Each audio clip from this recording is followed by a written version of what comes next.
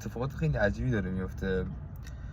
خیلی سمرم سر کار ولی مغزم به اون سیکل مریض کارمندی نمیکشه و تا نمیتونم قبول کنم یه همچین کاریو، اینجوری کار کردن، اینجوری زندگی کردن تا آخر عمر.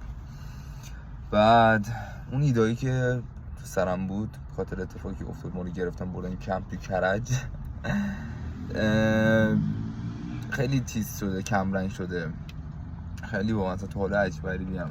مثلا یه حال هر اتفاقی که افتاده مطمئنم چیز نیستش، یعنی دلیلی داره که همچین اتفاقاتی افتاده و یعنی کائنات الکی اتفاقی نمیاره واسه کسی.